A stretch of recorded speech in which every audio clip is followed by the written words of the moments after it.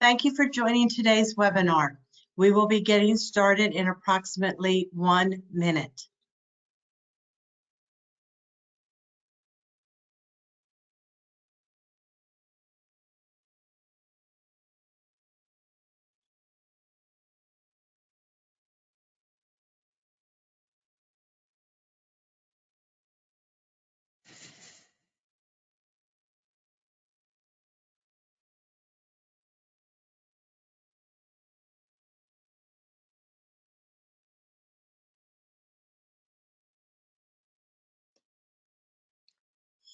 Good afternoon, and thank you for joining us for our webinar, Promoting the Patient Experience Through the Integration of Leadership Values, a spotlight on outpatient imaging centers.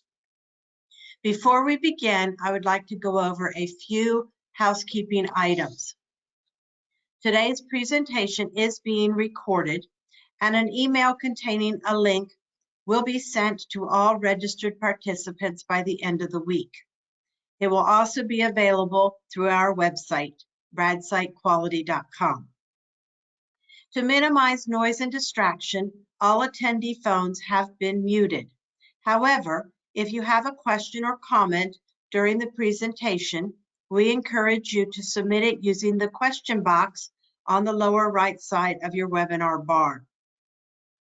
We will do our best to address all questions and comments at the end of the presentation. I will now turn the presentation over to our moderator, Garry Carneal, President and CEO of RadSite. Good afternoon, everybody. I'm really excited about today's topic. If we could just move to the next slide. You know, it's interesting. RadSite has been in the business for the better part of 15 years. And through that journey, we have certified, for example, over 60,000 pieces of equipment in 25,000 different locations, both through our certification and accreditation programs. And as you can see by our slide, today we offer 5 different accreditation programs related to advanced diagnostic imaging. And there are a couple of constants in terms of kind of our certification and accreditation experience as we try to provide feedback to the imaging providers that go through the process and the personnel that staff those locations. One, obviously, is the focus on the equipment to make sure it's the best quality, that we do the physics testing is done appropriately, and that there's no potential problems with the equipment. The other, among other topics, is the professionals who staff imaging equipment, including the imaging manager in the office, the interpreting provider, radiologist, the clinical medical director, the technologist who's pushing the button for the machine. And our accreditation standards have focused a lot on the professional qualifications, the scope of practice. But one of the things we really not focused on that much is really the leadership, kind of the atmosphere of the office. We all come to healthcare wanting to promote patient care and population health management. A lot of times in our day-to-day lives, in terms of the throughput of patients and just the pressure points of running a business, we sometimes lose kind of our orientation. So next slide. So today, I'm really excited to introduce our guest speaker and a reactor who both have a lot of experience working for different imaging practices. And we're going to focus a bit today on leadership and how it basically can impact not only clinical outcomes, but also probably the business side of the operations. So our keynote speaker today is David Waldron. I've known David now for 4 or 5 years and I've actually attended one of his courses. He's the CEO of Traction Business Development, which is a healthcare-focused boutique consulting business, which he founded in 2005. His consulting firm focuses on performance improvement, leadership development, turnaround management, interim leadership, and investment decision supporting solutions. He brings to the table a lot of experience and hands-on leadership to provide direction to either individual providers or sessions like this where he's educating us about how to think a little bit more dynamically. Previously, in his 5-year assignment as interim director at DuPage Medical Group, he had the responsibility for radiology, laboratory, and physical therapy with 500 staff. He more than doubled the profitability and developed and facilitated a leadership development program for more than 100 directors, managers, and supervisors. So he just doesn't talk the talk, he's walk the walk. Prior to TrackBiz and that engagement, David launched and built a $100 million healthcare division for a LaSalle bank. And as I mentioned before, he's presented many times his leadership development workshop. This is a very mini version of that for AHRA over the past 10, 11 years. And he's also developed, made the same presentations for webinar series as well. David has more than 35 years executive experience in Coulter, GE, Picker, with international experience covering UK, Europe, Middle East, Asia, Pacific, and Latin America. So he brings to the table actually perspectives of leadership from other countries besides just the United States. The reactor today is Mark Kassner. Mark and I have worked together for well over a decade. In his role at RadSite, he's the chair of RadSite's Accreditation Committee, and he also is on RadSite's board of directors, and he also serves as a part-time auditor for RadSite. He brings to the table really just a wealth and a career of experience of working for different radiology and anesthesia groups. I think he's worked for over 8 or 9 as the CEO or head. So he also brings to the table kind of a professional lifetime experience of thoughts about how you optimize clinical practice. So without further ado, I'm going to turn it over to David. David's going to kind of do his presentation for 30 or so minutes, and then we're going to queue up Mark to kind of react to the presentation. And as Julie mentioned in the beginning, we're going to go ahead and take questions. So David, the floor is yours. Looking forward to it. Thank you, and thank you for that introduction. I really appreciate it. It's great to be here working with you folks today. So leadership. Garry mentioned leadership. Garry talked about the impact of leadership. And when I think about leadership, when I look at leadership, there are 3 dimensions to it. There's the straightforward supervision, which is very task-oriented. Are we doing this thing correctly? Are we following the right protocols, et cetera, et cetera? And then management, which is about resources, and resources, of course, includes people. Without our people, we're going to be struggling to get anything done. So management is getting the resources deployed as efficiently as possible. And leadership, the biggest dimension of leadership really is setting the vision and the direction for the future while achieving followership. If your team doesn't want to follow your lead and doesn't want to work with you, life gets really complicated. So 3 things a leader needs to know: the what, the why, and the how. What are we trying to do? Why are we doing that? And how will we succeed? So let's look at those in a little bit more depth. What are we trying to do? Think of that in terms of a 3-legged stool. Our businesses as independent imaging providers rely upon those 3 legs on the stool. The first leg is the performance factors. And Garry talked about accreditation, and of course, accreditation is critically important.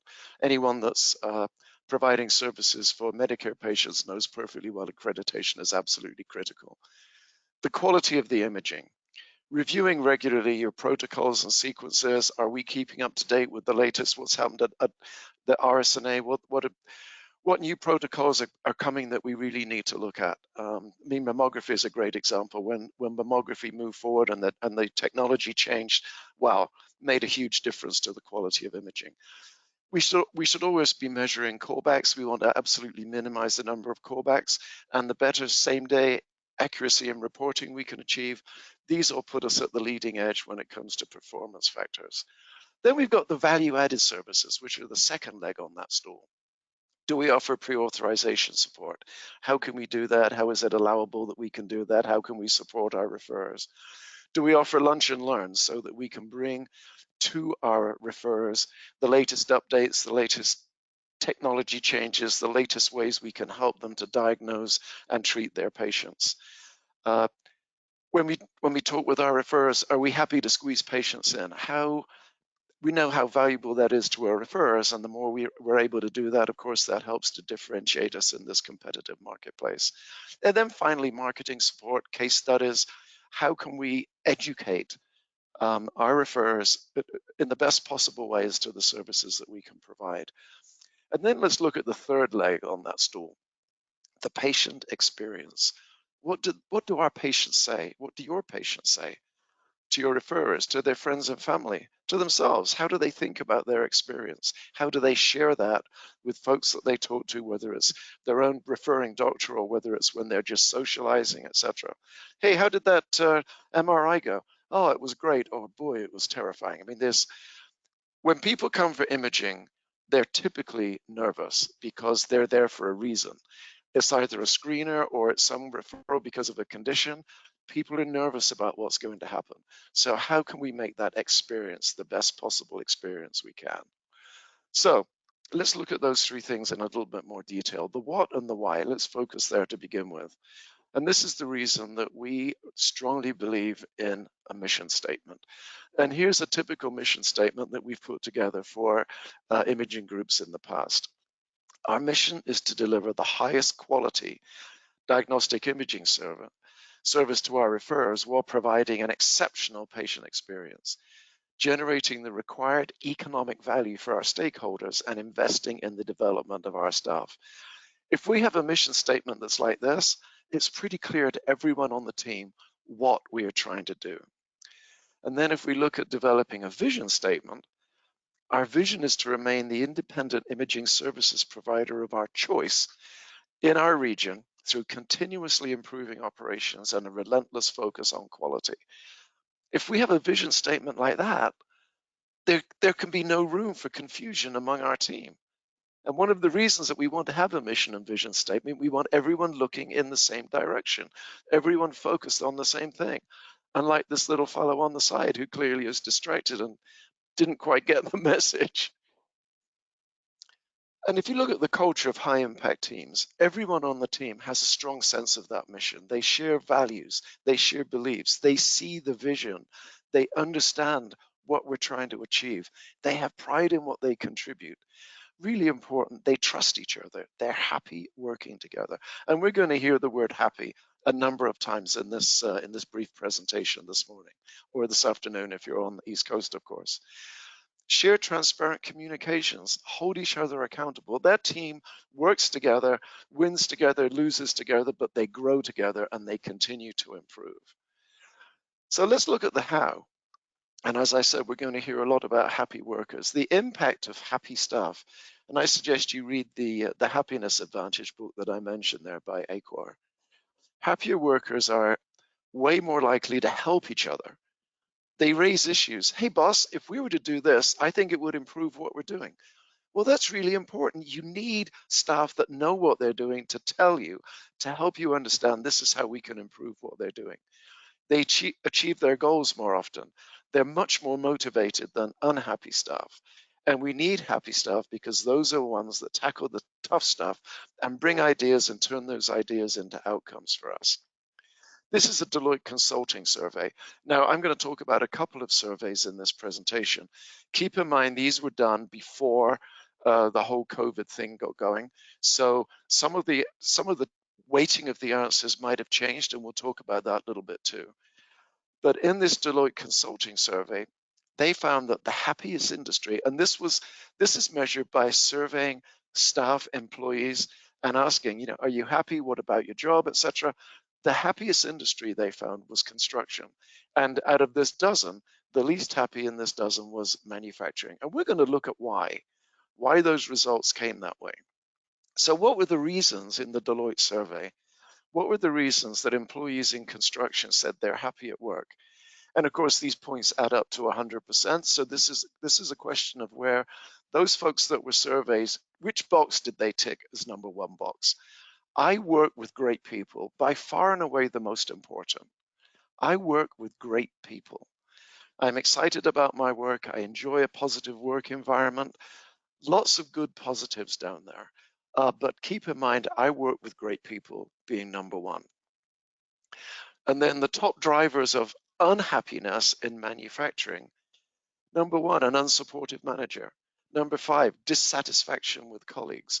So people are highly engaged and motivated because they work with great people, and they're demotivated because they're dissatisfied with what their colleagues do, and they're dissatisfied with an unsupportive manager. Key takeaways from these surveys. And here's Josh Burson, the principal and founder of that group in Deloitte that conducted that survey. The research shows companies in any industry can build an engaged workforce if they understand how. The 3 big drivers are job and team fit, culture, and leadership. So our role as leaders is so critical in building that engagement in the team and building that team of happy employees that on Monday morning, they wake up, they look forward to going to work, they look forward to coming into the practice. How many patients can I help today? I love my job, it's fun, I enjoy working with my teammates. That helps us to build the engagement. Now, here's a survey from Gallup. Again, as I said, this was done before the COVID. I'm sure the survey might have some slightly different results, but why are you an engaged employee? I know what's expected of me. I have what I need to do my job. I have the opportunity to do what I do best every day. In other words, I'm playing my top game. I'm able to excel because I know exactly what I'm doing, and this is what I do best. In the last 7 days, I've received recognition. My supervisor cares of me. I'm encouraged. My opinion seems to count. These are such interesting points that Gallup called these the elements of great managing. If we take those on board, and I've just highlighted here 4 or 5 of them. In the last 7 days, I've received recognition or praise. Now think about our staff. During the last couple of years, we've been in the front line. You can't run an MR, a CT, you can't do a mammogram without having the patient right there in front of you. Our teams have been in the front line through the last 2 years of the most awful working situations, the most nervousness about patients, the most nervousness about their own families, their kids. What am I going to do about my grandparents? I mean, so many things have been weighing on the minds of our people.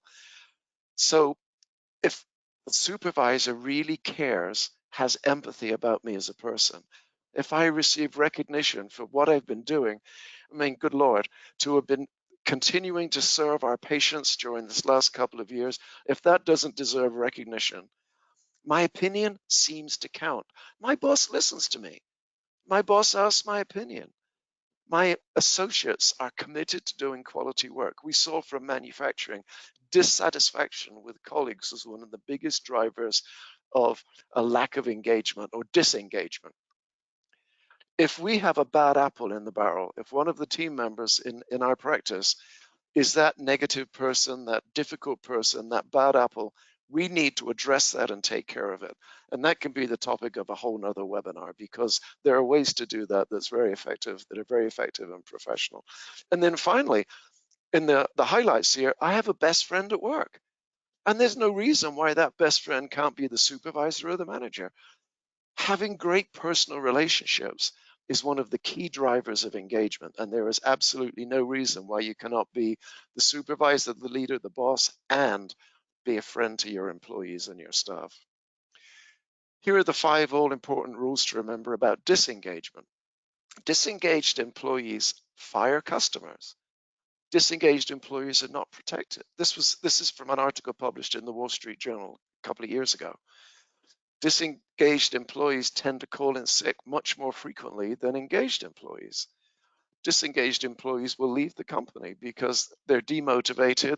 We've seen how many people have been leaving jobs and changing jobs the last 2 years. It's staggering. And the reasons for that are not always because I can get a better pay somewhere else. They're often because I don't get recognition. I don't get all the things that Deloitte highlighted as the keys to great management. If we can just take those points on board, we have a great opportunity to build engagement and avoid the pitfalls of disengaged customers. And I like to encourage people to help your team to climb the ladder of engagement, because what we start off with a disengaged or typically a new employee, okay, tell me what to do. What are the rules? What am I supposed to do here in my job?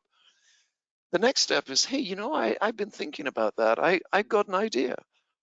The next step for that is not only did I think about something and have an idea, but I'm actually recommending to my boss that we make a change. I'm beginning to build confidence. Hey, boss, I'd like to do something differently. I'd like to take an initiative. I'd like to bring this idea ahead and start using it.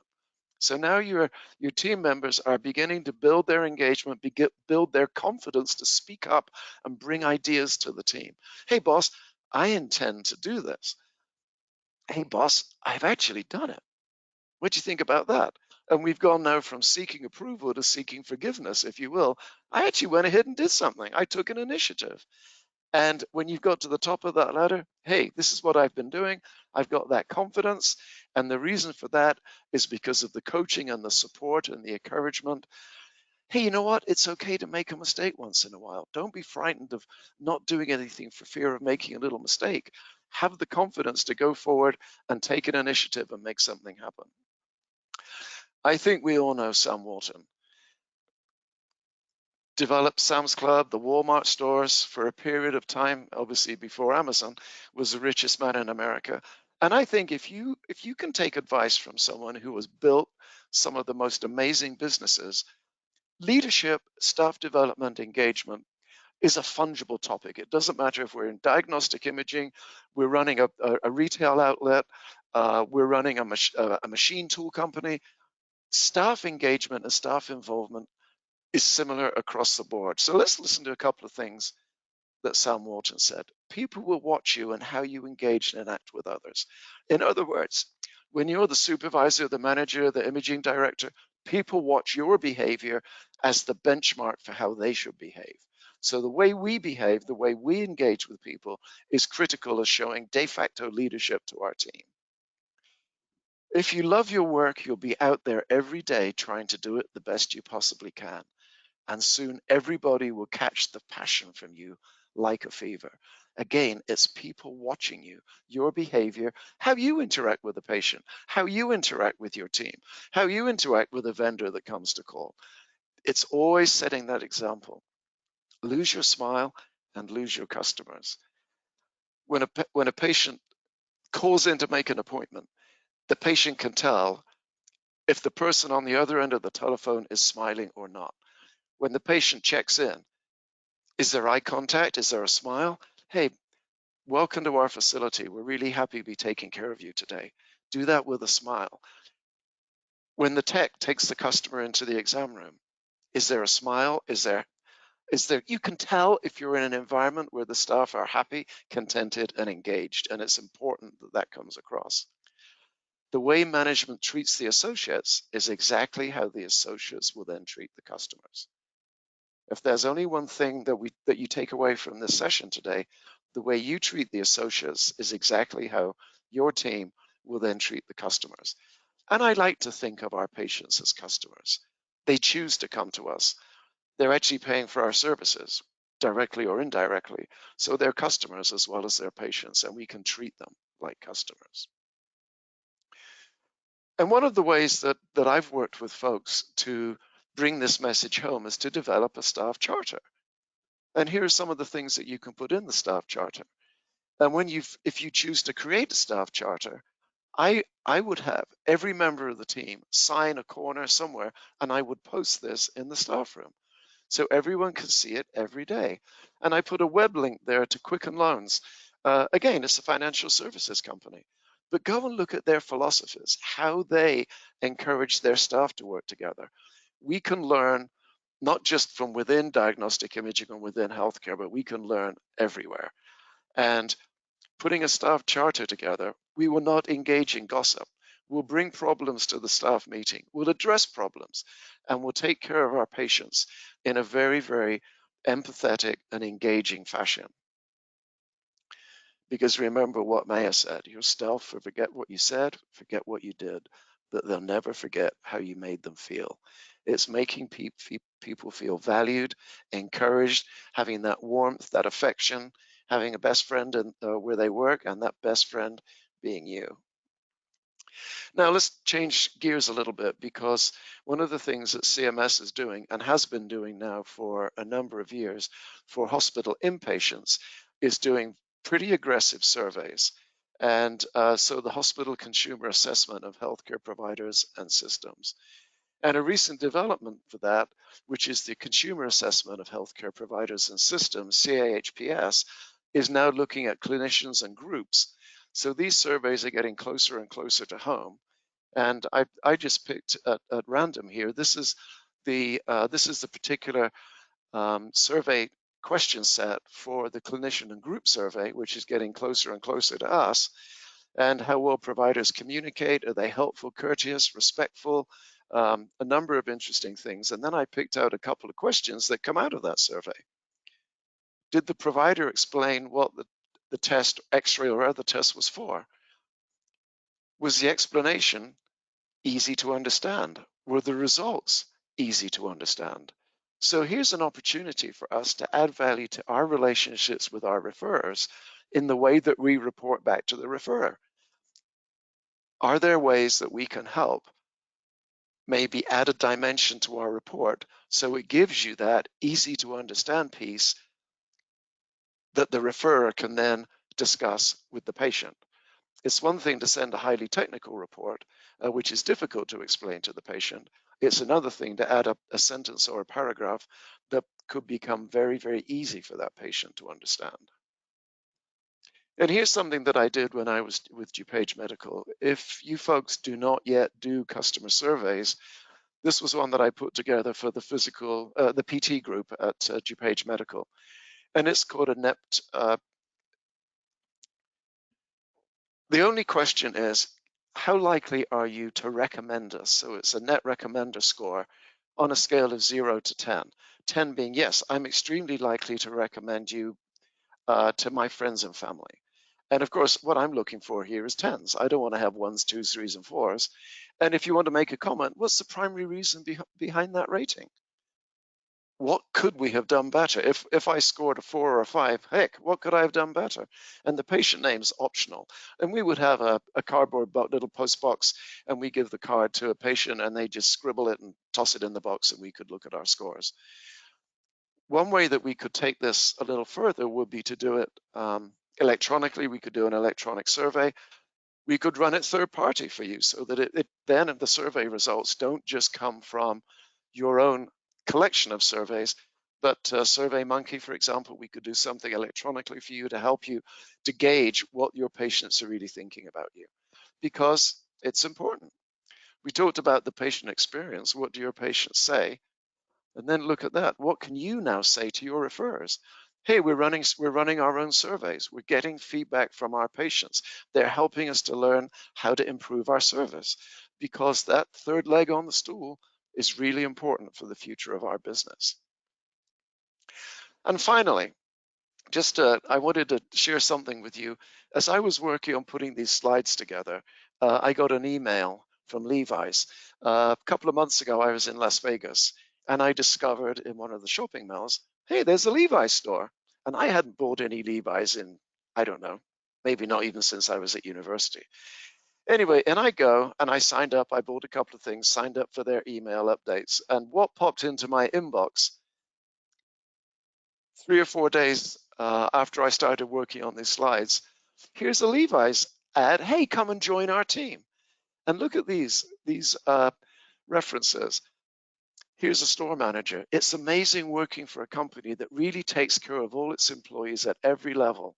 I can honestly say I've never worked for an organization that's so transparent. Here's another one. Making people feel included is a big value. Not just I, but my colleagues hold, and we strive to make sure this environment is a safe place for anybody to shop and work. And then a final one, again, another store, an assistant store manager this time. I love the people I work with. I've met a greatly diverse group of amazing individuals who've all come together as an unstoppable team. Now imagine if our staff made quotes like this. Imagine if the referrals that they gave, hey, it's brilliant working here. I've never been so happy. It's fun. I love the people I work with. I look forward to coming to work every day. It's just marvelous. That's our goal, is to create a team that loves working together just as much as these folks in the different Levi stores that we reference there. So that's my presentation done. I appreciate the opportunity to talk with everyone. And Garry, thank you. Wow, David, that was excellent. You've given us so much to think about. I can't wait to hear some feedback from Mark. And I know I personally have lots of questions, but I just want to thank you. That was very clear and concise and inspirational, if you will. So Mark, we'll kind of turn over to you and kind of get your reaction. Someone's been on the front lines for several decades, actually leading different provider practices. Yes, thank you, Garry. And David, I agree. You covered a lot of ground in the last 20 or 30 minutes. My guess is we could talk for days about engagement across the board. And it seems to me we're really talking about culture, right? It's not just the culture of the organization, but the culture that we live in. And I guess I want to go back and focus a little bit about what has impacted all of us over the last couple of years with COVID. So, on the one hand, certainly the folks in our imaging centers, they're on the front lines. I've been involved with anesthesia for many years. You can't get much more front line than anesthesia, right? Let's talk a little bit about the challenges, though, of extending that culture beyond our direct practitioners, right? So the folks in the billing office or back in the admin team, and how do you maintain engagement? So many of those folks have been working remotely while their technical components have been, front and center in front of our patients and customers. So give us some thoughts about, how do we bridge all of those gaps between the folks that are there and the folks that perhaps aren't there? Great question. And I look at that from two different perspectives. First of all, when we are comfortable face-to-face, what I did at DuPage, I would have groups come together, because this is really all about working in the matrix, how you can build those relationships across boundaries and across the different teams. And I think if you can be patient-centric, that patient is going to go through each of those steps.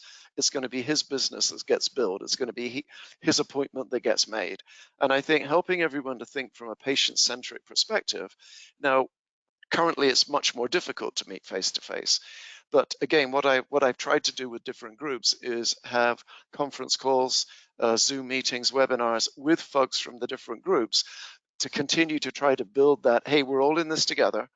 And I mean, we've seen that phrase written everywhere so many times, but it's true. We are all in this together.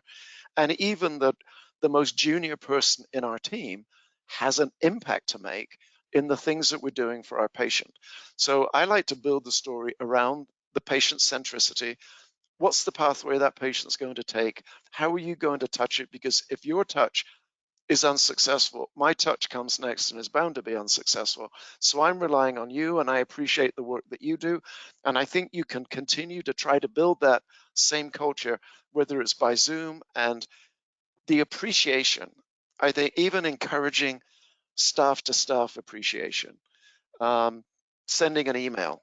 Hey, this patient came and told me what a great job you did. Thanks for making it easy for me to do my part. I've set up things where we can send like appreciation cards, and we can put that up on a scoreboard. Hey, Jim just did a great job with that particular patient. That patient was claustrophobic, was really scared, but he did a brilliant job. And it's just that recognition across the board. Hey, the little piece that I did got recognized by folks down the pipeline. So those are a couple of thoughts that I've got on that topic, Mark. That's terrific. So let's talk a little bit about empowerment, David. So I think we'd all like to think that 100% of the time we deliver 100% positive patient experience, but things are going to happen, either just because life happens or whatever. And so let's talk a little bit about our ability, if we can, to empower our staff to deal with those issues as they come up, to perhaps lower the temperature in the room with that particular patient or customer. Yes, I think you're touching on like dealing with the really difficult patients, and it's a problem. In fact, when I did the leadership program for DuPage, I will come once a month and do a 4-hour workshop with the different groups. So that was like 4 or 5 workshops a week, because obviously you can't take 100 people out of the business all at once. We did a whole session on dealing with difficult patients, and one of the things that we set up was a code word, if you will. And if a patient really got difficult, I would encourage the staff to pick up the phone and say, I need to speak to Dr. Smith. And that meant I need a supervisor in here, PDQ, because this situation is getting out of control. And I would always say to folks, I expect you to provide a great experience, but there are limits to what I'm willing for you to accept. And if you need to accelerate something, and if you need to say to a patient, look, I'm really sorry you feel this way. I'm really sorry that you're upset. Why don't we go take a private room and just talk about this a minute, and I'll bring someone down that can help you to solve this problem. I don't ever expect everyone to say, you know, hey, it's my fault. Okay, wait. What I do expect people to say is, I understand you've got a problem. I am taking personal responsibility to solve that problem for you, but I would appreciate it if you sit down while I organize what that solution is going to be. I think getting involved in a heated face-to-face exchange with the patient it just, like you said, it raises the temperature. It doesn't help to solve the issue at all. It probably makes it worse, actually, because there's always going to be other patients watching and seeing, let's see how they handle this. So I think helping to take the heat out of it. You know, Mr. Smith, I know you're upset, but please, I don't think shouting is going to solve this. Why don't we just take a step back for a second? I'm going to take personal responsibility to find out what caused this problem, and then we can try to work out a solution together. Is that acceptable to you? Great. Please go take a seat for 5 minutes. I need to make a couple of phone calls, and then we'll try and solve this problem. So I think that's a great approach. Unfortunately, I think as you rise up the food chain, you know, as a CEO, I think you have in my particular case, you have less and less contact with that direct patient care customer encounter. And if they can track me down with a complaint, it's generally they had to go through a lot of work to do that. And I've always taken the approach, the first thing I ask them is, what can I do to fix the problem today? What can I do to make you happy? And it's amazing how quickly their anger will dissipate when they actually reach somebody who can fix whatever their problem is. Right. Years ago, and I'm not sure it hasn't been changed by the incidents that we see flying, and I tend to fly a lot these days, so there are a lot of unhappy folks that are on airplanes. But one airline in particular, one of the things that they trained their managers was, as the patient got more and more angry, a couple things happened. One, they were instructed to smile more. They were instructed to move a little closer to that particular upset customer and to talk quieter. And what they found was when they did those three things, assuming they weren't totally invading the person's space, right, was that the person tended to back off a little bit too. So, you know, as you've gone through your career, again, are there other things that I think you learn as much, if not more, about a company and its staff by the things they do when things don't quite turn out the way that they wanted to, whether it's a billing issue or a clinical issue, whatever.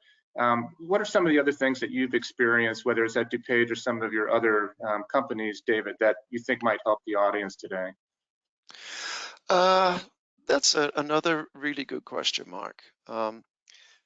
I personally believe that the role of leadership is leadership. And I think delegation is a critical part of creating the time to actually be an active, engaged leader. If I didn't spend 60, 70% of my time networking around the branches, networking around, for example, when I was in financial services, I had my core critical customers, and I would make sure I spoke to those customers pretty frequently, even if I wasn't actually in their office pretty frequently. When it was at DuPage, we had so many clinics, so many outlets, 50 odd physical therapy units. I would try to show my face as often as I possibly could. If I was driving from A to B and there were 4 branches in between, I'd stop at each one, even if it was only 20 minutes. And I don't know whether you'd agree with this tactic I had or not, Mark. I'd be interested to get your feedback on that. But I was happy to give my cell phone number to everyone. If you get a really critical situation, text me. I am that committed to support you, that committed to our team.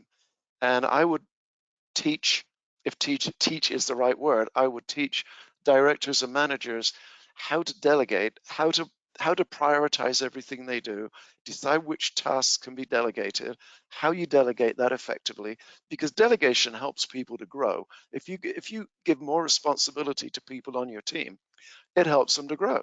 Hey, the boss trusts me. This is pretty cool. I see progression for my career here. I'm getting more responsibility. That also gives you as the manager or the leader or the director more time to lead and direct.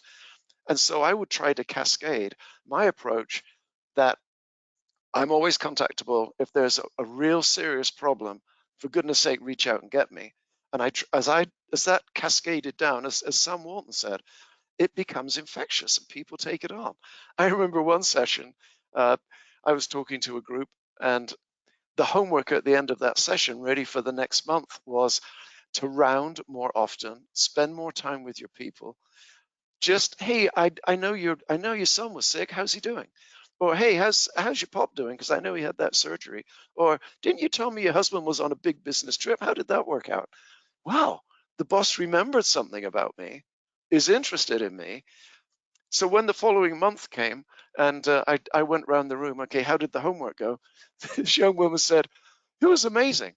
What I used to do was come into the office, go straight to my office, open up the computer. What's the workflow look like? Are we on time? How many patients are there? What's going on? She said, now what I do is I'll spend the first 15 minutes just running around the office, go chat to the front desk people. Are we backed up? Is everything on time? She said the impact was incredible. People are, wow, started smiling. Boss is interested. So that cascade effect, whether it's been in healthcare, I had an assignment a couple of years ago as an interim general manager of a finance company, and that company was in turmoil. So that was a classic kind of a turnaround, and just showing interest in the staff. And that one of the best questions is, oh, why? Why did you do that? Oh, that's interesting. I want to understand your rationale. Oh, perfect, great solution. I like that. It's like, it takes a minute and people get engaged. I absolutely couldn't agree with you more. And I do give out my cell phone to everyone. It's on my business card, and Yeah. I kid people. I go, you can phone me, you can text me, email me, send smoke signals. If you can't track me down, I'm dead. Please call my wife, because I tend to be very responsive in those ways. I had an opportunity years ago when Jeff Immelt was the CEO at GE. And I remember meeting him for the first time. We were in a room of people. I don't know, there's a couple hundred people in the room. And he was making the rounds. Say what you will about leadership at GE, but he was a very charismatic CEO. And we spoke for 3 or 4 minutes, but his attention was totally focused on me for those 3 or 4 minutes. He wasn't looking around the room, looking for his next person to talk to. He was very interested in what I had to say, etc. And I happened to see him, I don't know, it was a couple years later, and he actually remembered the things that we talked about. He had an incredible ability to relate the person and the conversation. And so again, I reinforce again what you were talking about.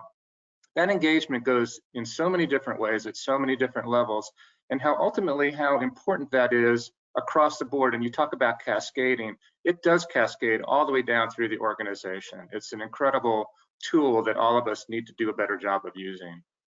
Well, your comment reminded me, Mark, the word listen is an anagram for the word silent. Mm-hmm. And if you talk to a team member and you're silent, it tells the person you're interested in to hear what he's got to say. Right. If you're playing with your cell phone, or if you're kind of distracted, it tells them you have total disinterest in what they have to say. So I always keep that in the back of my head. Listen equals silent. Silent equals listen. Yeah, good for you. I want to be respectful of the perhaps question and answer period. So maybe I'll stop reflecting for a moment. Garry, we'll turn it back to you and see if there are any questions from the folks who are participating. That's great. So just a reminder, if you do have any questions, to send it to the question chat box. I have a couple, so I'll take ask a few with both of you. You both can chime in.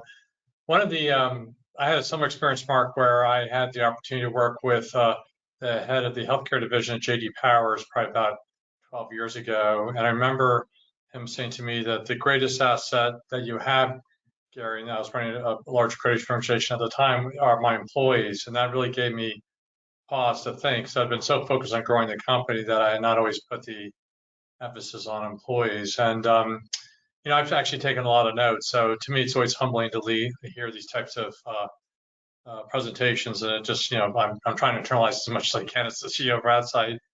But I guess one question I have for both of you, Dave, you can take the lead in answering this, is that since we're in an industry that being healthcare of a constant state of change, the equipment's changing, reimbursements are changing, patient relationships are changing, pandemic being the most recent example with the move towards virtual care and just dealing with that. How do we actually stay focused as leaders within kind of those frameworks where you have a company that, the knee-jerk reaction is to say, oh, we got to put out this brush fire, that brush fire, but how do you keep this more longitude approach to really, if you believe the value proposition that you're asserting today, which I do, to me, I found as a leader, I'm always getting distracted on the short-term stuff that gets me. So I may be in a meeting where I may be on my computer when I should be focusing, like Mark described, like Jack, just 100% on that person. So what's your advice and counsel in terms of how you kind of make sure leadership stays constant in in an environment where everything's always changing around that? Well, I think there are a couple of things to say there, Gary. First, I would reiterate the comment I made about delegation. You don't have to do everything. It's important that you take on board that you don't. In fact, you shouldn't do everything, because everything from succession planning to growing the team to helping people get more depth and breadth in their experience, the more responsibilities you can delegate. Now, delegation doesn't mean abdication. It means let's work out a project plan together. I would like you, Susan, to take responsibility for this particular project. Let's map out what that project is. Let's map out the resources you're going to need. Are you going to need, in fact, why don't you take a couple of days and think about that and come back with your thoughts, and then we'll put that plan together. And then I'll check in with you every week and we'll see how that's going. I think the other part to continuous change that I always, in fact, if I'm going to lead a change project, one of the first things I'll do with the team is talk about the valley of despair. What is going to happen as we get started on this change project is some of us are going to say, holy smoke, I'm not sure we can handle this. This is like, whoa, where's this going? I'm really uncomfortable. It's the old joke, isn't it? Who wants change? Yeah, we all want to change for the better. Who wants to be the one that changes? Oh no, I'm doing a great job. I don't need to change. So helping people to understand that you will experience the valley of despair. And I'm telling you that now because I know it's going to happen, and I'm going to help you come out of it because you have the ability to grow and become that next generation of leaders in our team. I want you to be part of this because you have a lot to contribute. I think for any of us who have been in healthcare, I've got a little bit of gray hair. Looks like David does too. We've been in around. It's all dyed, Mark. It's not really gray. There you go. I think change is just, it's quite frankly, it's part of every industry, right? Healthcare in particular, I think, has gone through some incredible changes in my career. And let's just focus for a moment on imaging. Think about the technology changes that have occurred in the last 10 years or 20 years or 30 years in terms of single CT, and now, it's 256 slices or 1064, whatever, the Tesla strength on an MRI or whatever. All of those technological changes have changed the way we do business, right? The things that we can do that we weren't able to do before. I remember the invention of the cell phone. You think about all of the things that have taken place. The power of the camera on the cell phone today is so much better than a regular camera was before. But I come back to, and this is a little bit of a takeoff on what David was talking about. I operate under a little different management axiom, which is you manage things, but you lead people. And it keeps coming back to the theme that I think David was trying to emphasize, which that leadership is so important, that change is just part of what we do, and our ability to deal with those changes is part of who we are as leaders, right? It's accepting the fact that there's going to be that change. You don't want to be the blockbuster video chain, right? Not having the ability to adapt to the things that are going on can really be very damaging to you, right? And again, we don't have to go any further than what we've all done during COVID. We have had to completely change the way we practice everything, whether it's imaging or anesthesia or any other kinds of things. The increase in teledocs, right? Mm-hmm. So many things now that we do, we're doing remotely. Some things you can't change, right? If you want to image something, you can't do that remotely. Well, I think it's interesting, Mark, that you mentioned Blockbuster, because think how Netflix started. Mail order, DVD rental. Right. They adapted to the streaming service, Blockbuster didn't. So it's fascinating to look at the winners and the losers. And Garry, I'd like to just give you one practical example of change, if you would give me an extra couple of minutes to talk about that. When I was with DuPage Medical, one of the problems that I inherited was a big backlog in screening mammograms. Patients had to wait weeks and weeks and weeks to get in for a screener, and clearly it was unacceptable. And as I worked with the team, I looked at scheduling, looked at check-in, looked at processing, etc. And we were giving 30-minute slots for every screening mammogram. So I challenged the team. And whenever I look at a project, I always do the what, why, and how approach to managing a project. I said, here's what I want us to do. I want us to take those screening slots down to 20 minutes instead of 30 minutes. I said, you realize the benefit of that would be a 50% increase in capacity.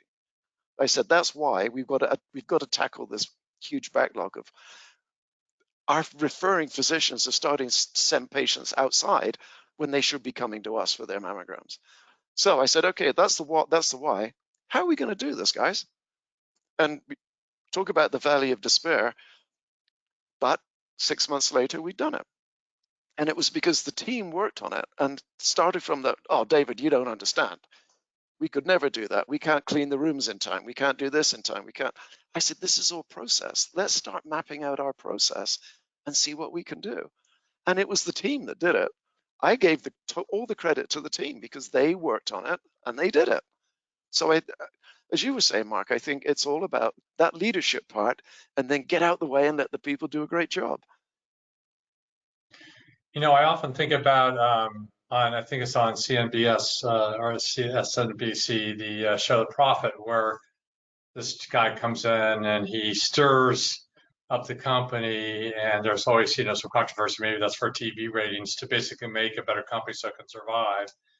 And you see all that kind of emotional turmoil. I'm struck, David, with your observations earlier about the Gallup poll talking about employee engagement and, you know, key aspects is consistency and recognition. But that all being with you know, factoring all that in, but the fact that there is change and sometimes employees need to make change. How do you sequence meaningful change in a way that you keep the employee engaged without kind of derailing them on this whole kind of leadership, sense of goal when you actually do have to make some change, whether it's based on performance or you do have some, basically that, CT machines being replaced and the tech has to kind of relearn a new machine.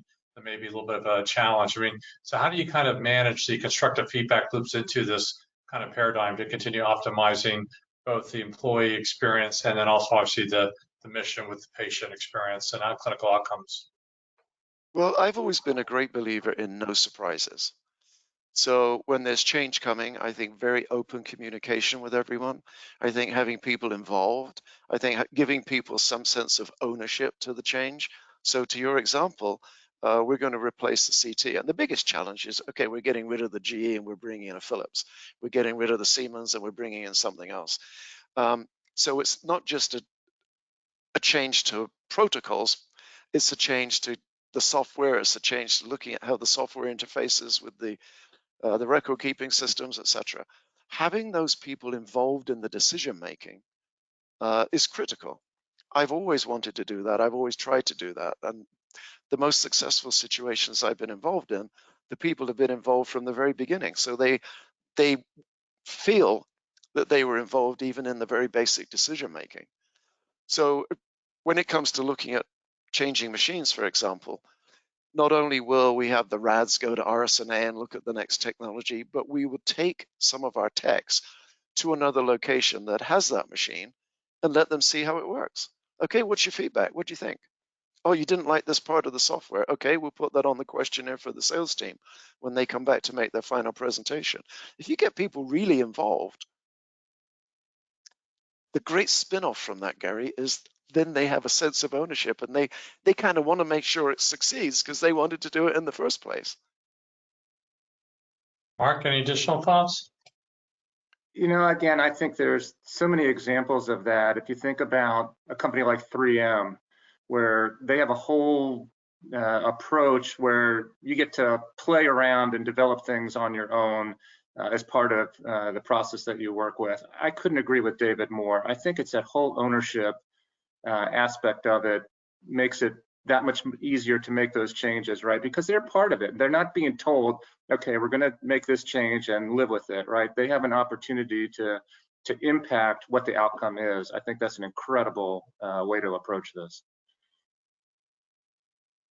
You know, it's kind of, I'm hearing also that key aspects of this is creating a flat organization or certain aspects of a flat organization and really humanizing the issues going on in a way that there's empathetic bonds going both ways, to your point, David, Mark, to keep the employee engaged.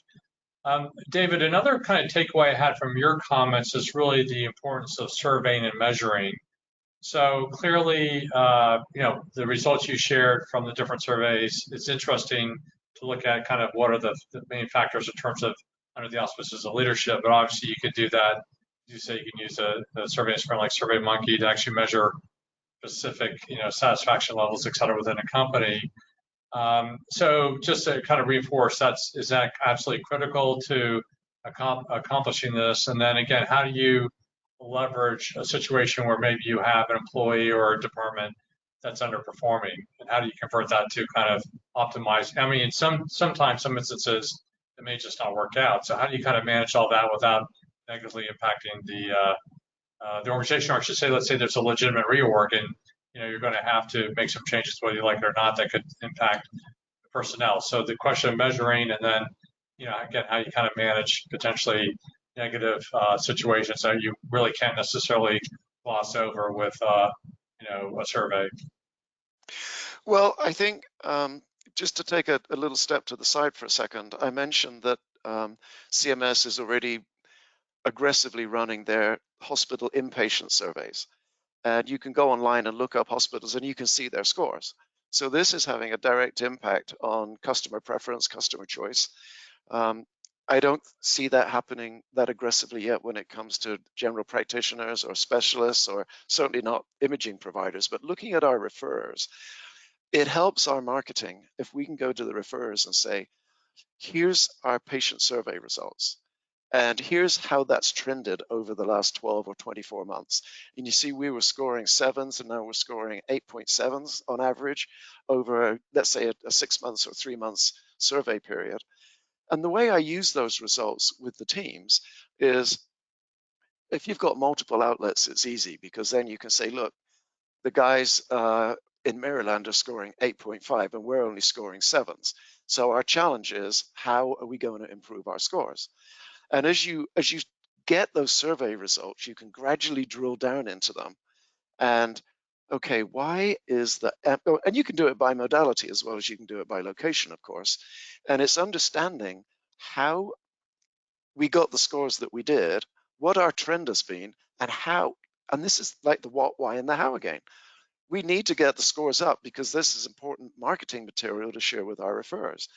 And it's important that we have a great patient experience because they share that with their friends, et cetera, et cetera. How are we going to improve that? Let's look at, together as a team, we'll look at every step. And it may be you find out that you've got a rotten apple in the barrel that's really abusive to patients. And when I was, again, going back to my 5 years with DuPage, we had one MR tech who was an excellent tech and had been tolerated, but he was an absolute bully. He'd been known to make other members of staff cry. And when I discovered what was going on, and of course people are nervous about telling you because they're concerned about retribution and all that, so that's all part of the trust that has to be built. I worked with HR and we did a 3 strikes and you're out with this guy. And when he made the 3rd strike, I called the HR folks. I said, I need you on the phone because he's going right now. Pulled the guy up to my office. We had a conversation. I walked down with him, cleared out his personal locker, marched him out to the door. I said, good luck with the rest of your career. You're obviously better off somewhere else. And when I came back in, the staff were ecstatic. It raised the atmosphere in that location. And I'm sure it raised the patient experience because everybody had a smile on their face for the first time. So again, a lot of these things you learn from practical experience, practical situations, how you resolve it. And in a situation like that, when you've got a really rotten apple in the barrel, getting rid of that apple has such an uplift on the whole rest of the team. And it lets other people know, geez, David's serious about change. Yeah.